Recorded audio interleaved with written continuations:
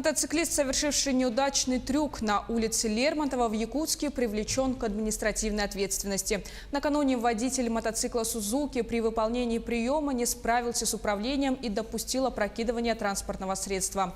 Дорожные инспекторы в тот же день задержали 25-летнего молодого человека.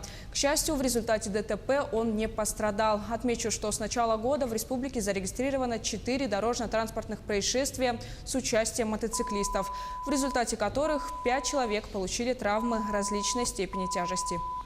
Водителям мотоциклов за опасное маневрирование на дорогах предусмотрена административная ответственность по статье 12.15 Кодекса об административном правонарушении, за которое предусмотрено административное наказание до 1500 рублей. За оставление места ДТП предусмотрено лишение права управления транспортным средством.